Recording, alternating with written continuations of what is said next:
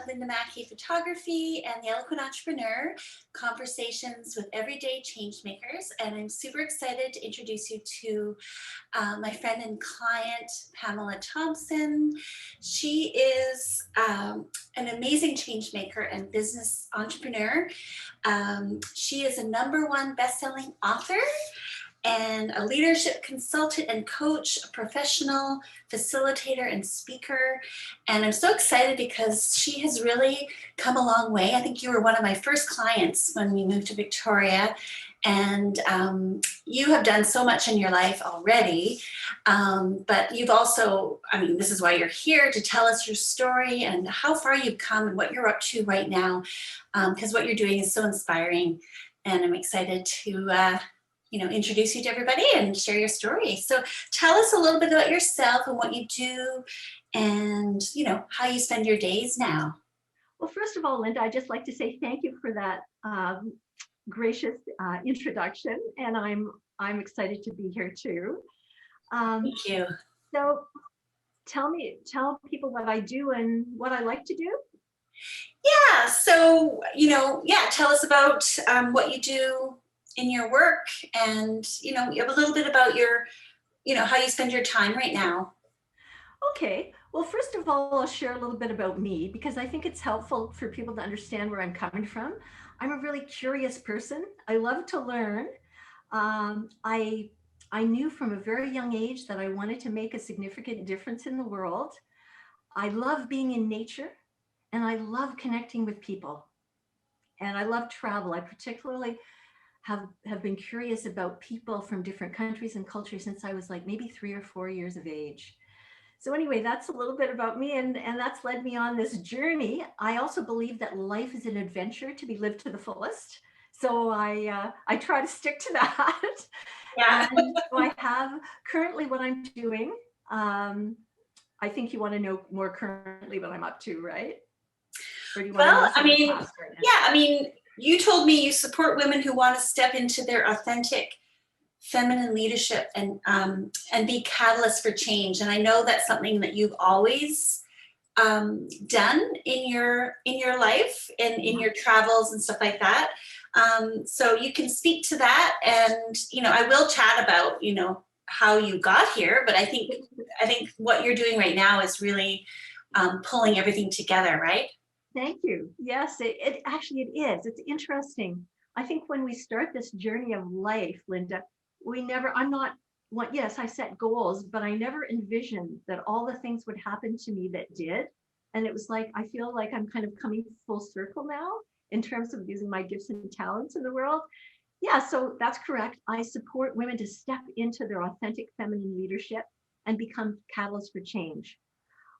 In this world we live in now, you've got to be, change is so important. And I have a 5-step art of change framework that's based on the metaphor, life is a dance, and underpinned by the belief that embracing change is a creative process that opens us up to new possibilities. So I do workshops on this, I speak on this, I write about this, and I also coach from time to time. I don't have that many one-on-one clients. I tend to prefer groups at this point in my life, but I have done a lot of coaching with quite high achieving women in the past. My most excited, I would say, my new adventure now that is bringing the circle together is I was named ambassador for Canada of a global social movement called Female Wave of Change in March 2020. So it was just after COVID hit. I signed the partnership agreement on March 20th. I was, on social media the 22nd, the founder put me on, and the 24th, I was part of the global strategy meeting. So it was just like a whirlwind. So anyway, Female Wave of Change Global is this global social movement that's all about leadership development and increasing the number of authentic feminine leaders in the world. And by authentic feminine leaders, I mean women who are compassionate, creative, intuitive, collaborative. So it's really tapping into really the feminine side of ourselves to complement the masculine. And as a caveat, I'd just like to say that men as well as women can have these qualities and learn them. However, they really are associated with the feminine. They've been underplayed and I think undervalued in our society to date. And now since COVID-19 has hit, so many political leaders now internationally that are women have stepped up to the plate and more rapidly and efficiently and effectively dealt with the pandemic. And yet they've done it from a place of heart and empathy and caring for their folks, like Jacinda Ardern in New Zealand, our own British Columbia, Bonnie Henry, medical officer of health, be calm, be safe, be caring, it's, it's a real time to step into the feminine. And this organization, part of it also is to create a legacy, to create a better world, a more conscious, equitable, just, sustainable, and peaceful one. So it's a big mission. And part of that mission, when I was invited, I took some time to make the decision on it. Part of that mission is to, and the commitment was to create a legal entity in Canada. So I did some research and had some help from UVic Business Law Clinic, which is really helpful. They provide pro bono services. Yeah. And out of that, I decided on the governance structure I wanted for Canada. And so I incorporated Female Wave of Change Canada on December 7th as a national nonprofit. So we've been moving full steam ahead since that. You've had a very busy year. Yeah, small board, and we had an initial gathering January 21st, and we're starting our first set of monthly meetings on March the 8th, International Women's Day. Yeah, I'm excited about that. Yeah, we'll learn more about that as well. But first, you told me you had an interesting story how you first got connected with the Female Wave of Change.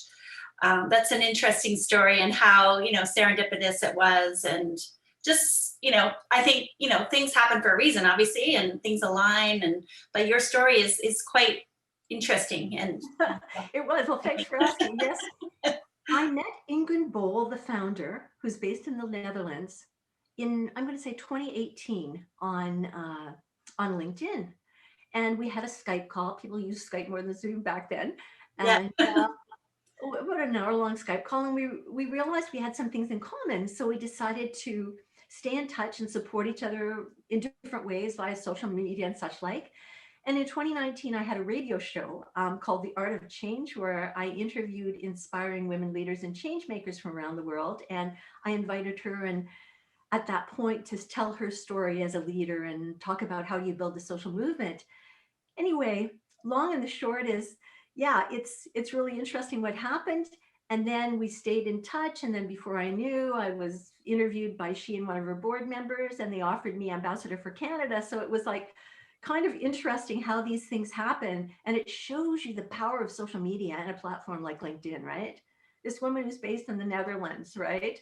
And that's how we met. And then that's amazing. And I think a lot of it has to do with, you had your vision and desire to, your lifelong desire to make a difference. And, when you put that energy out, it does come back. So it finds you, I find, She's an amazing woman too, Ingrid Bol. She's the epitome of an authentic feminine leader. She's a wonderful person. And the movement she's created is now in almost 50 countries around the world. She's got ambassadors in almost 50 countries now. Yeah. And that must have been no easy feat, just the whole legal side. I mean, is that something you had experience with before, or you just kind of figured it out as you went along? I've served on nonprofit boards before, but I've never drafted bylaws or started a nonprofit from scratch. So this is yet a new adventure I'm on here, Linda. Yeah, starting up a nonprofit, right? I love how brave you are, and just, I don't know, I mean, I wouldn't even know where to start in doing that kind of thing. I mean, you took the bull by the horns, and you just went for it and figured it out. And your ambassador of Canada is well deserved.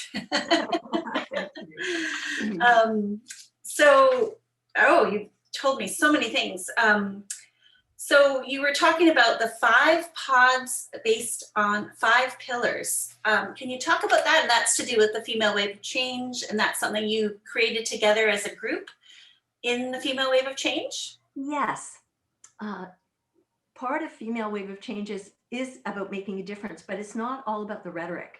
There's been some amazing, I'll just give a little bit of front end here, if I may. Sure, yeah. There's been some really significant, impactful on-the-ground projects. For example, in Africa, so some of the women involved in financial services ended up educating women market traders in financial literacy and enabled them to get mortgages so that they could buy and pay them off and own their own homes, which was huge, is very huge, right? Incredibly empowering for any woman to be able to do that, right? So we're not all about the rhetoric, we're all about action. And so part of what we did was to develop this document called Reshaping the Future.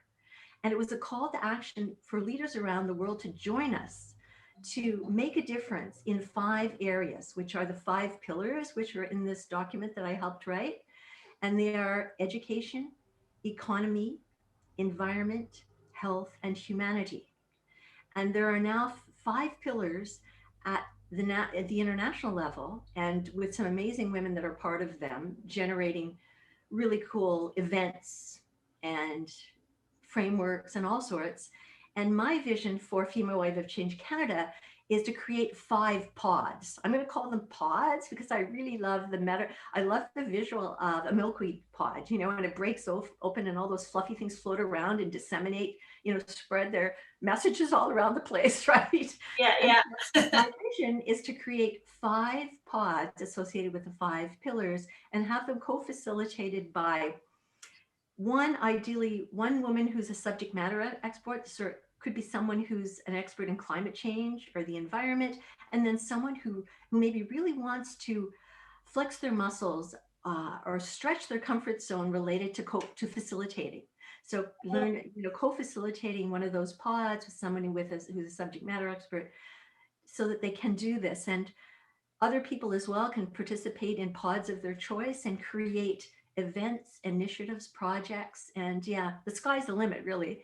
And I'm quite excited about it, and I think there's a lot of power in it, because what I know to be true is when you get diverse women in a room from different backgrounds and cultures and disciplines, magic happens. When you get all same old, you don't get as much richness. I've come to know that as a facilitator over the number of years I've been a facilitator. So I'm really excited about it and looking forward to how it organically grows. Yeah, big time. I mean, there's so much opportunity here, and I'm excited about joining because, I think we all have so much to contribute. And it's not only in Canada; it's all over the world, right? That's right. This organization. So you're heading up the Canadian group, along with, or you alone, or do you have other people working with you? I am heading up the Canadian group to basically grow the network and community across Canada. And I will eventually, I have a very small board of 2 women right now, a treasurer and a secretary, who are supporting me. And we're now looking at having ambassadors from different parts of Canada. And so women who will then grow the network, if you will, in their regions. For example, we may have one for Ontario because it's a large province, and we may have a regional one for a couple of the eastern or maritime provinces. Right.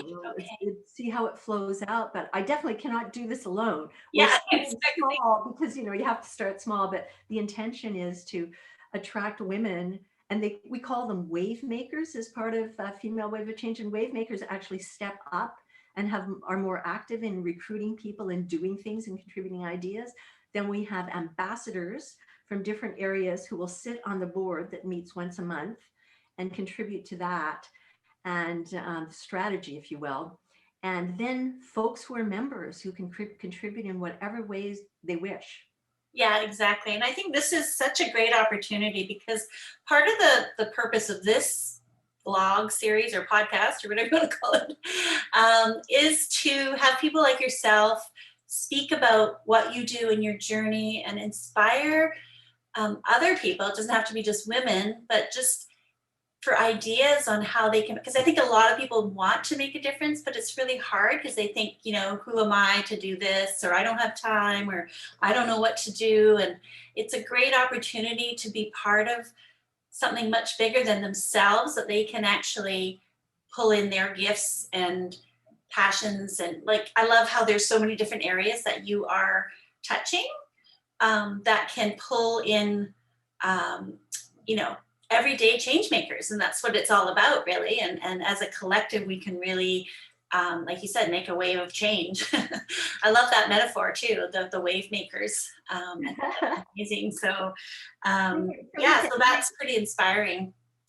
further to, I like how you just framed that, Linda, everyday change makers, because that's what we're about. We're about leaders in families, in communities, in workplaces. You don't have to be a CEO of Yeah, that. exactly. We're Or a in fact, celebrity. women at different levels in their leadership journey, as well as ones who have, who have done a lot as well, because then they can support others. Yeah. Now, there's this organization, I know it's worldwide, but I mean, and they're making a difference in different parts of the world. Is the Canadian branch, is that going to focus more on, or somewhat, or part on Canadian issues, like within Yeah. Canada? Yes, that Okay. said, Linda, there's an incredible opportunity to link with the global team.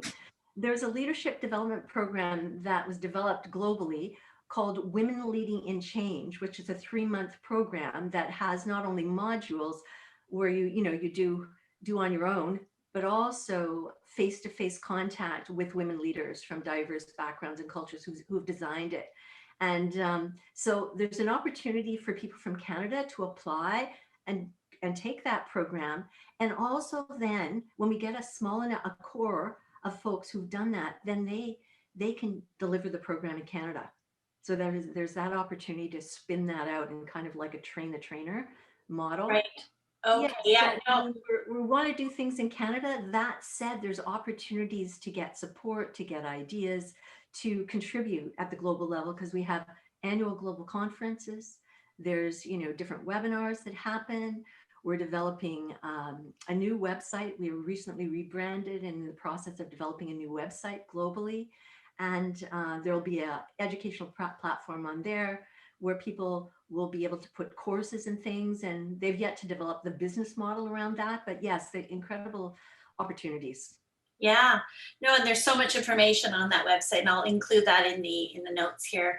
But I wanted to know kind of like the actual like on the ground support, or is that something that's going or is happening within Canada? Because you mentioned a project that you worked on in Africa. Is there similar ones happening in Canada, or will be in the future? Well, that's up to the pods. If the Yeah, pod yeah. of humanity, for example, decides that they want to spin out that financial services, something similar with a different type of women here that maybe are underserved. Yes. Certainly, I've already had when I incorporated and I put it on Facebook on Female Wave of Change Global. I already had one of the key women from Kenya who was involved in that project reach out and say, well, if you want to do something similar in Canada, I'm here for you. So Right. Okay. incredible support actually from the global level. Yeah. And yeah, I love the idea of the mentorship program, because that's something I would be interested in personally. And I think a lot of people would be as well. And plus the education platform that's going to be coming up on the Female Wave of Change site as well. So that's pretty inspiring. And I know, I mean, you've been talking about how you're making an impact, but I know that you've kind of made an impact throughout your life in your career. And so this is where I love you to speak about your time in Pakistan. I know we have that in common. I spent some time in Pakistan as well, and your book and your blog. And can you speak to that a little bit? I mean, you can kind of tell us a little bit of your journey and sort of the things you've done along the way of how you're making an impact. Because I think a lot of people are interested in like, well, how do I make an impact? And what does that look like? Well, thank you. And I must say, as I say, it's like at this point in my life, it's one thing when you reach a certain age to have done a lot of stuff. If you're a person who gets bored in a short space of time and moves on to something else, I shouldn't say that, but it's partially true, right? But I always knew in my heart that I wanted to make a difference, as I mentioned. Yeah. And I've always loved people and cultures. And I guess it all started, I was doing a bit of consulting. I've had 4 businesses since the early 90s, a couple of consulting businesses, a coaching business, and now a coaching and consulting company, Creative Life Coaching and Consulting. And what happened is when my youngest child, I have 2 kids, when my son was 17, I decided he was almost finished high school, that was the time for me to really spread my wings and do more international work, because my husband at the time their dad, he was an international consulting engineer and traveling all around the world. So I felt I had to have some roots in for the family. But anyway, so I reached out in my network. Anyway, ended up meeting someone who referred me to the vice president of Agri-Team Canada Consulting, which is an amazing international development consulting group that has an office in Gatineau that used to be close to the old CETA, Canadian International Development Agency, and Yeah. also headquartered in Calgary. So anyway, I started to work with them on a mat leave and ended up, I thought I was only going to do it like 2 days a week on contract, and ended up working for them for something like 4.5 years and moving to Calgary. And through that, what we did is I was one of their 2 health sector specialists, and we designed and managed international development projects around the world in a variety of sectors. So part of that was you helped write the bid, and if you won the bid, then you'd be the director, for example. So I stepped in Pakistan, and I was project director of an HIV/AIDS surveillance project there. They had no data on HIV and how it was spreading, and so we helped build that surveillance system in Pakistan. I don't want to get too technical here, but anyway, that was an amazing journey because I had like an office with 14 staff in Islamabad and a field manager, and one in each provincial AIDS control program. And I would go about every 3 months to monitor and build capacity. And I was ultimately responsible for that project. And it ended up being funded for 10 years. I wasn't project director for 10 years. I was there for 3 years, and then I went on to be project director on the very front end. So I helped write the bid. We won it. So it was about, you have a design team with these donor funded projects. You go on the ground, you meet with key stakeholders. I love to help people vision, and I've done a lot of strategic planning. So getting people together.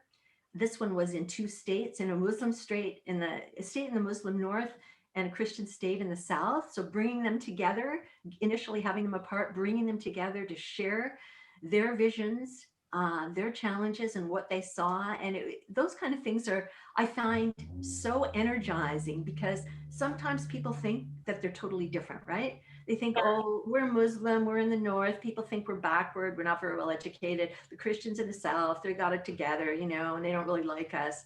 And then you bring people together, and at the national workshop where we brought some people from both states together who had done the previous work to share their challenges and their visions, they realized, one man stood up, head of policy and planning, and he said, brothers and sisters, I did not realize, I really thought we were so different, and our visions and our mission and our challenges would be totally different.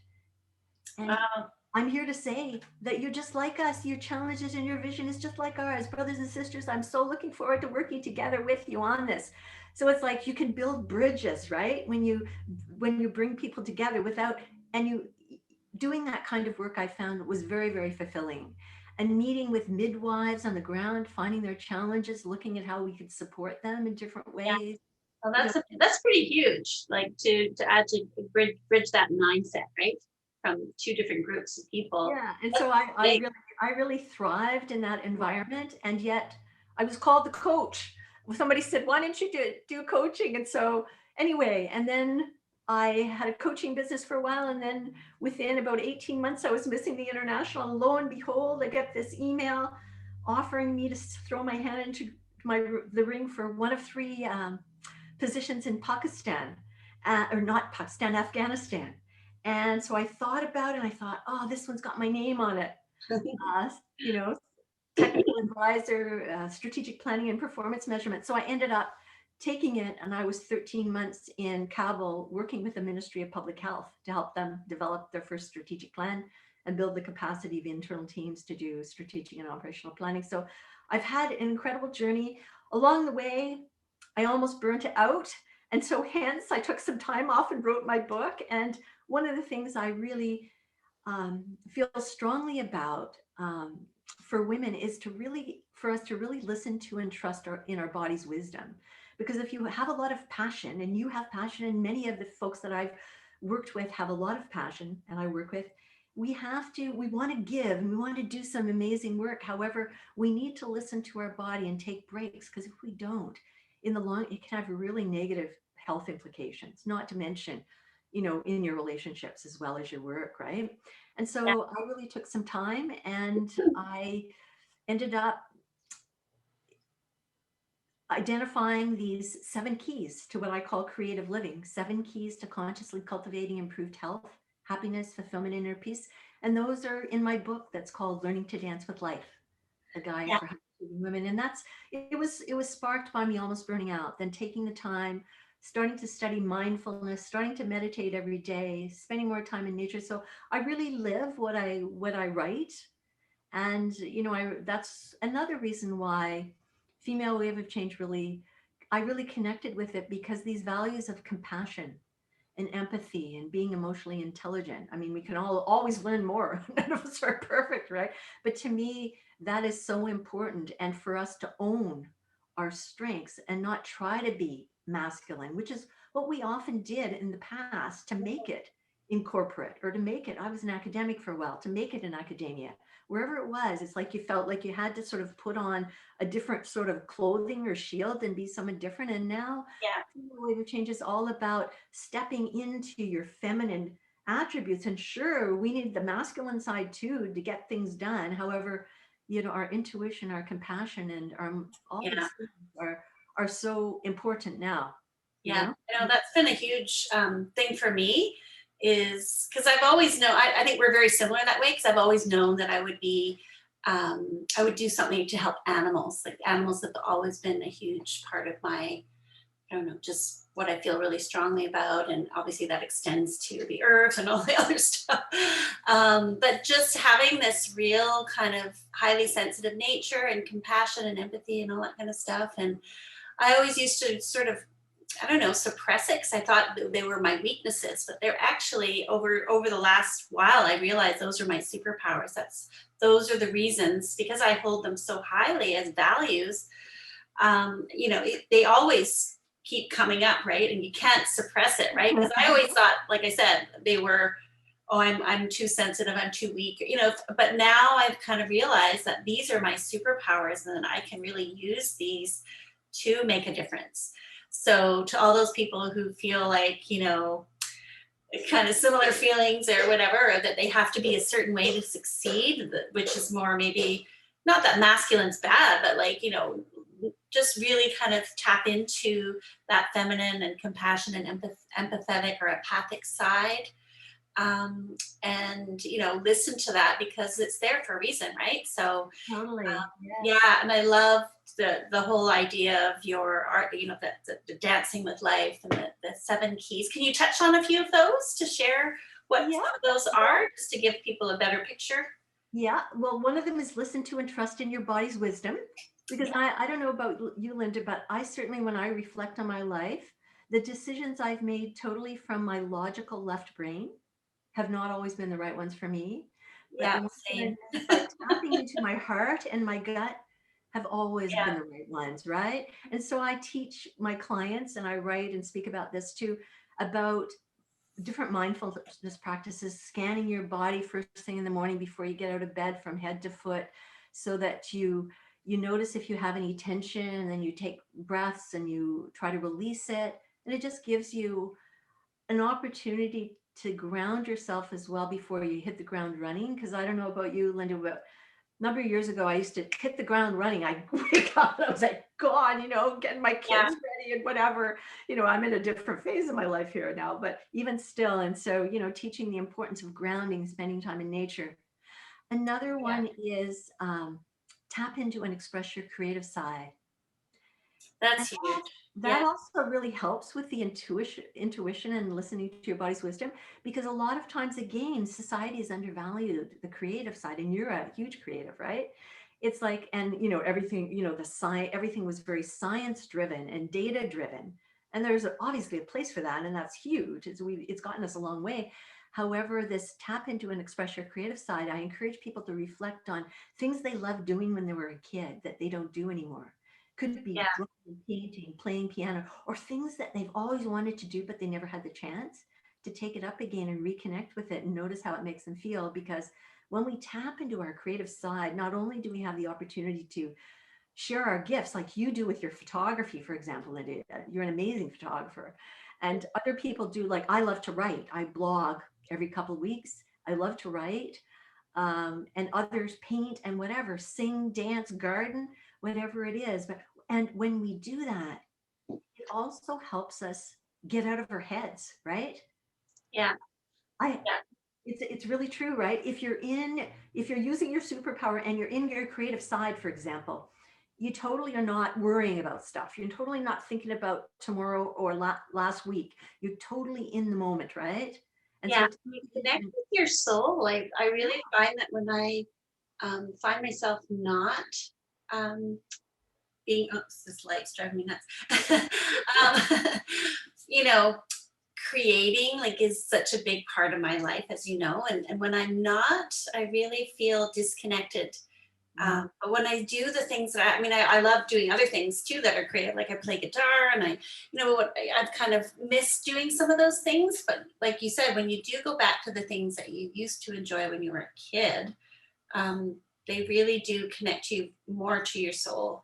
So, maybe rediscovering some of those things or going back to them or trying new things even is so huge in feeling like you are.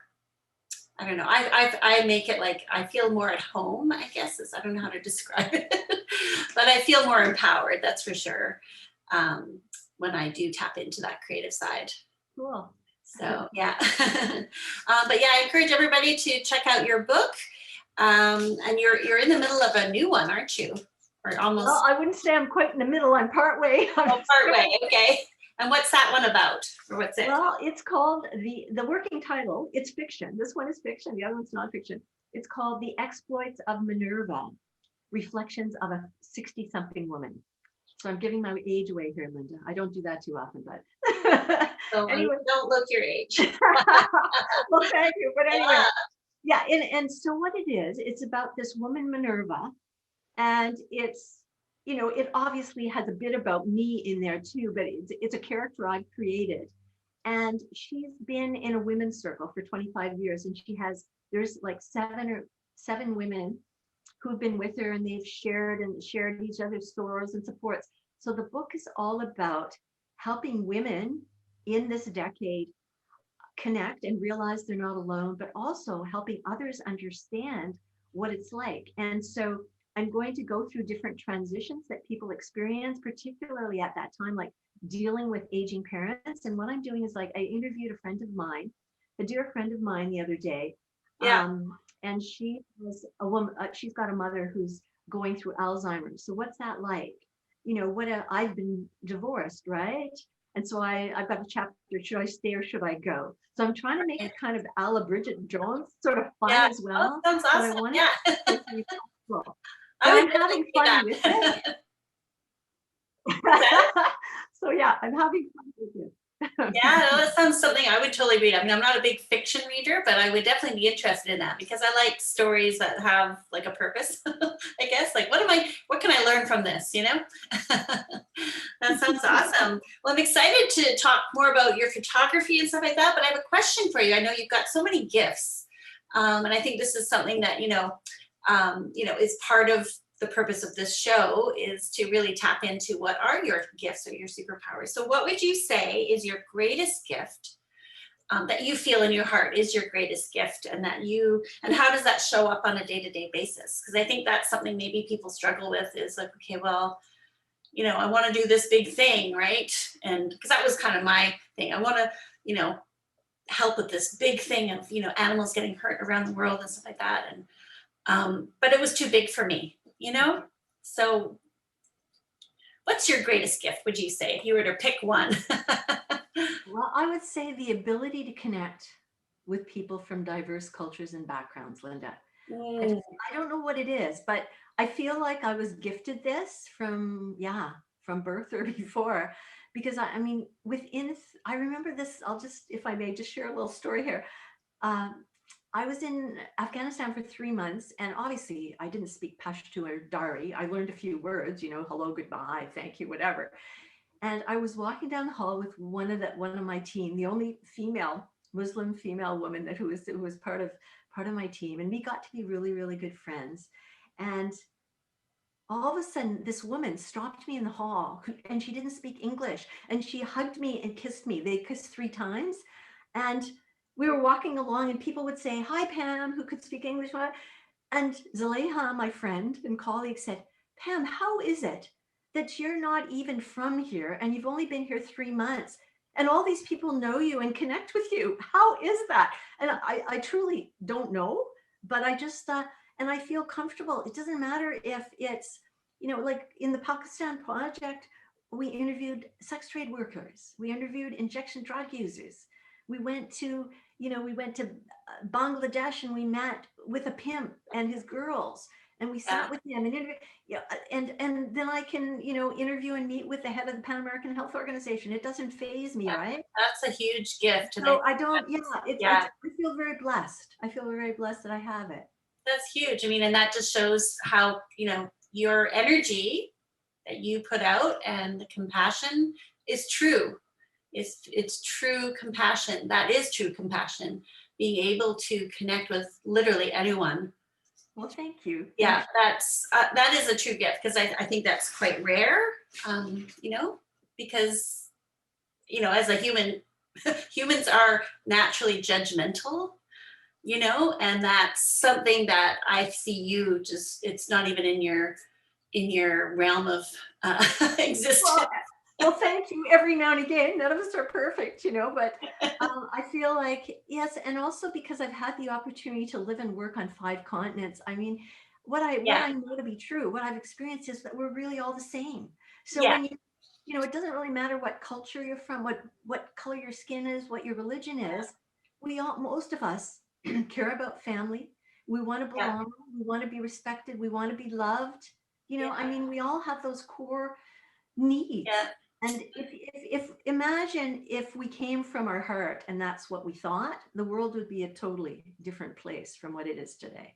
Yeah, and I think it's why not everybody can travel around the world. And I mean, I have to say, I've traveled a lot, thankfully, gratefully, and I feel the same way because I've met people from many different countries. And, it's true what you just said. I mean, we're all the same, literally. We have all the same hopes and fears and dreams and all those things. But, I think the important thing is, for those who aren't able to travel or able to experience that thing, it's just listening to people like yourself and being open, I think is really important. And, because sometimes when I don't know, I mean, being able to see the world is one thing, right? And then there's some people who have never stepped out of their own town, right? So it's a difficult thing, but I think, just being able to open your heart is huge. And, I don't know, try to just see from different perspectives. I mean, that's really what this is all about. And, just doing the best we can, I guess, with what we've got, So, I guess, I mean, this has obviously not all been easy. So have you had what were some of the main challenges do you think you've had in just trying to do all this stuff? Okay, well, the challenge is, to take care of myself, like to not work, because when you're in the field, when I was working on these projects in Afghanistan, sometimes you're working like 12 and 14-hour days. And one can do it for space of time, but when you're on the ground for, like when I used to be project director in Pakistan and Nigeria, I'd go like every 3 months for 4 to 6 weeks, right? So that's one thing. But if you actually live on the ground for 13 months in a war zone, right, it's totally a different thing. Even though I'm not thinking about a suicide bomb attack and I don't live in stress all the time, it's still there, right? And you just feel like there's so much to do. So that's one of the challenges for me, is just saying, okay, enough already. And and I kind of struggle with that because I have a lot of things I want to do. And so just saying, okay. And I am very good with my self-care. I do meditate. I do pretty well go for a walk in nature every day because that really grounds me and clears me. And I do yoga 3 times a week. So, I am fairly active.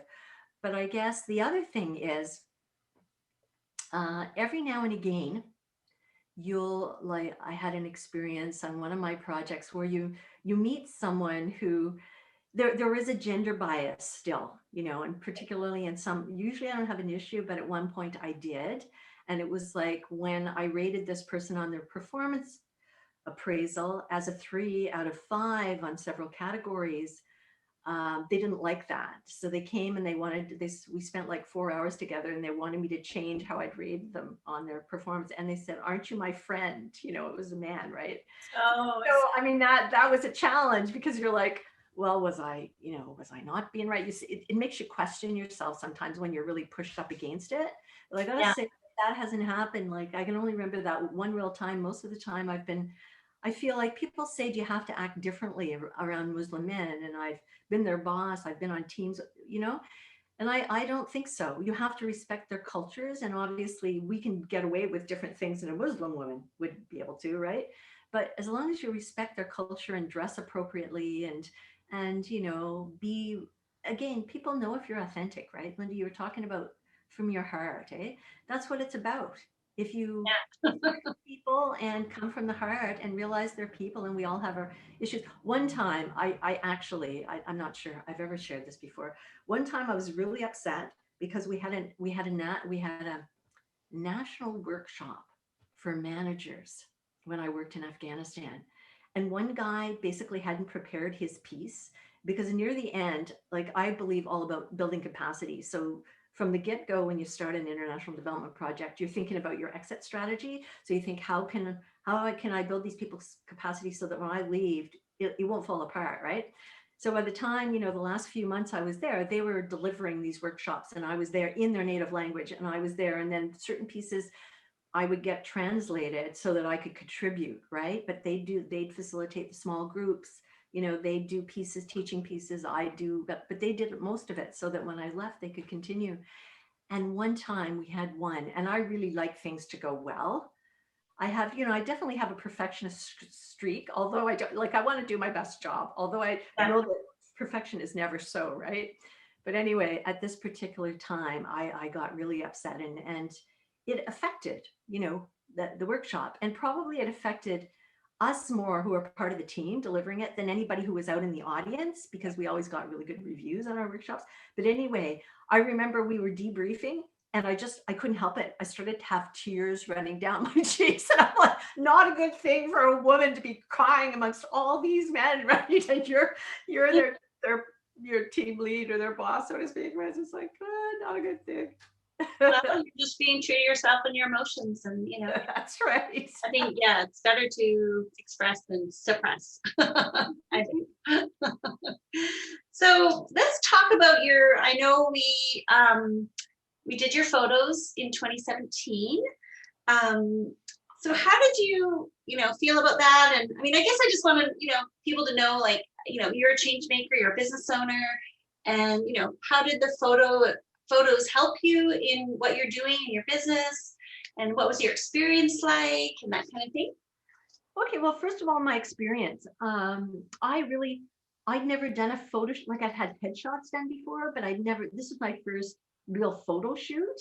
And I felt pampered. I felt totally relaxed in your presence. You made me feel really special. You had a makeup artist there. So, most of us like to be made up. I don't wear much makeup these days, but yeah, it was really nice. And it was really fun because I got to wear at least 3 different outfits. And I love that you also take photographs in nature as well as in studio, because I love nature. I actually have a faith statement, and part of it is nature connects me with my soul. So for me, that was really cool. And some of the shots I felt that you did in nature were really special. And you captured, because I wore different outfits and we were indoors and outdoors, I think you captured different aspects of my personality, which was great, right? Yeah. So that was fun. And obviously the quality too, the quality indoor and out, the lighting was really good. And I used them because I was doing a rebrand or a refocus at that time. And so I was creating a new website. And so I used a lot of photographs on that site. Do you think they've helped you in your business and helped move things or connect you as you would in real life? I mean, that's sort of my goal when I take people's photos. I want them to be you so that you can connect.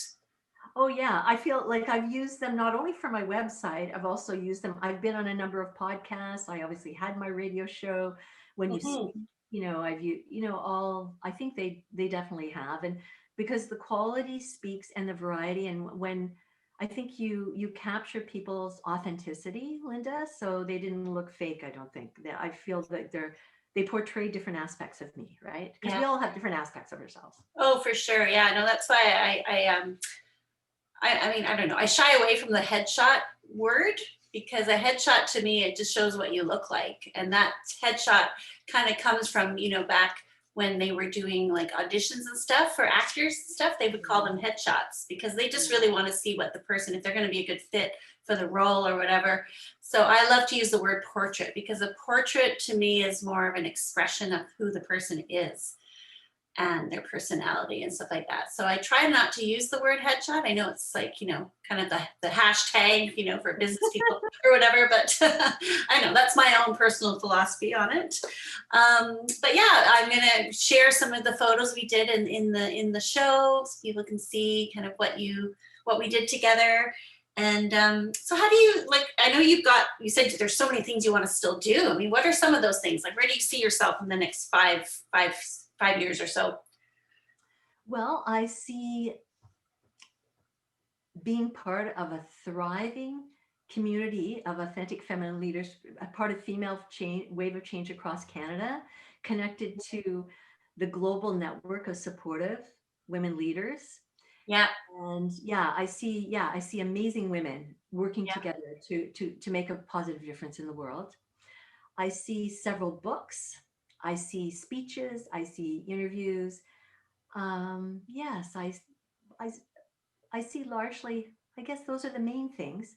And I Yeah. also see time with my grandkids because I now have four. They're all Oh, in Calgary and they're aged 2 or 3, one's 4 and one's 5. So sure, you miss them so much. I Yeah. do, I do. So also, spending time with them and, hopefully having them be intrigued in making a difference and shining their light and discovering their gifts and all. You're such a great example. So, and it sounds like you've really, come full circle. I think with this female wave of change, it looks like this is your vehicle. This is what you're meant to be here for, and bring it to its fullest potential. And I'm excited to be a part of it and inspire other people to join, other women especially. Is it open to men or is it just for women? That's a good question, Linda. It is. And in fact, there is a circle of wise women that's connected to the global group. And there are some men that are a part of that. And even there's men that are wave makers. So certainly men are not